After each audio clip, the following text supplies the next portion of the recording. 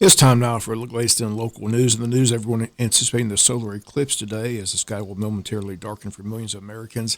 This is the first solar eclipse in 7 years. The next one not expected until August of 2044. The exact time depends on the state and the time zone. Also, the weather is a factor.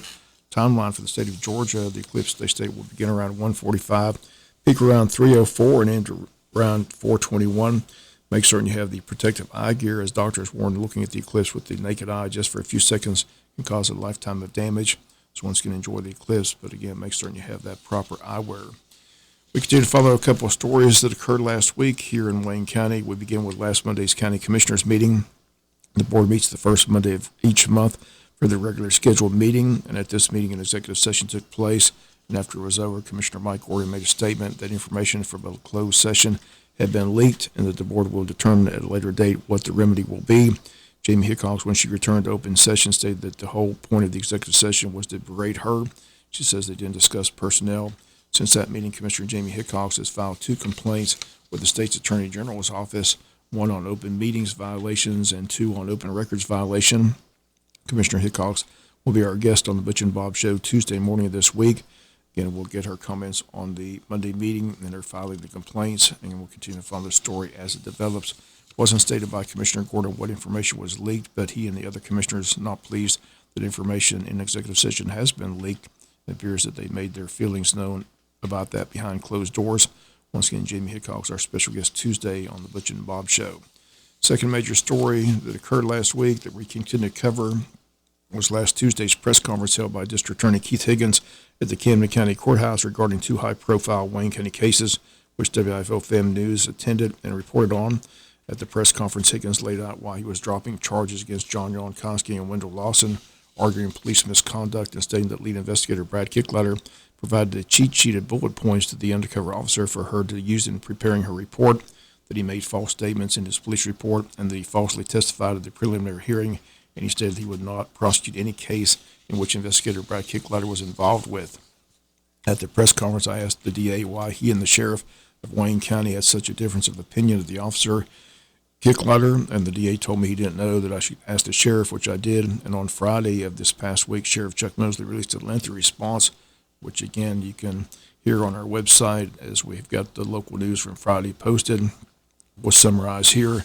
The Sheriff, Chuck Mosley, defends the actions of his officer point by point and states that in the past he has refrained from discussing these cases in public because the sheriff had hoped there would eventually be a prosecution. He says since he was denied access to the DA's press conference last Tuesday and having to watch the recording of it, he says he has no more faith that a prosecution will take place, so he is speaking out. He states in his press release that he did not want a battle between the DA's office and the sheriff's department, but here we are. Sheriff says after such a public attack by the district attorney, he had no other choice. He also disputes the DA's talk about a false narrative and says it should have been listed as a similar transaction. Sheriff states that the district attorney's office was on board, and the sheriff and law enforcement believe that this was headed to trial. Sheriff says the fact that he doesn't believe investigator Kickletter was untruthful was being alleged. Sheriff says no action will be taken until wrongdoing is proven. Sheriff says he has not been provided anything in writing from the district attorney confirming his investigator has been officially giglioed. Once again, the sheriff's response is detailed, defends his officer and his office work, and they did investigate the cases in question. Kickletter's attorney, Keith Barber from Statesboro, has also weighed in with a press release saying the accusations against his client are simply not true. District attorney at his press conference, however, stated that he has turned this over to the Prosecuting Attorneys Council of Georgia to determine if Officer Kickletter should be charged with a crime. So the battle lines have been drawn, and the Wayne County Sheriff and the District Attorney simply don't see eye to eye on this subject matter. In the meantime, some 40 cases are in jeopardy of not going forward because that's how many cases involve the work of Detective Kickletter, but the DA says any case involving the officer will not be handled by his office. And we reached out to District Attorney Keith Higgins. He's accepted our invitation to appear on the Butch and Bob Show. He's scheduled to come in on Thursday, and we'll look forward to that. And again, we'll continue to follow these 2 stories. Again, Jamie Hickox, our special guest on Tuesday's Butch and Bob Show. District Attorney Keith Higgins, our special guest on Thursday. We'll be back with more news after this word from our sponsor of the commercial messages, so please stay tuned. In other news, Chamber of Commerce hosting a post-legislative luncheon at Coastal Pines Technical College. The date's Tuesday, April 23rd from 11 to 1. Everyone's invited to come get a recap of the session from our local representative, State Senator Blake Tillery, State Representative Buddy DeLoach, And Stephen Meeks will be on hand for the event. Tickets are $30 for members, $40 for non-members. Everyone is invited. If you need ticket and information, call the chamber at 912-427-2028.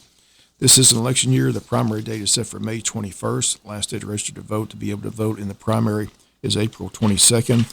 Need more information, contact the Wayne County Registrar's Office. That number, 912-427-5950.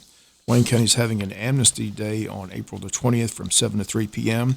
The county will have containers around town at no charge to drop off items. Again, they stress that no tires will be accepted for drop-off points.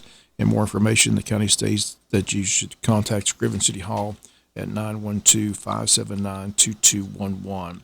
Another note from the county meeting that this past Monday, the board voted to increase the salaries of Wayne County transit workers by $3 an hour.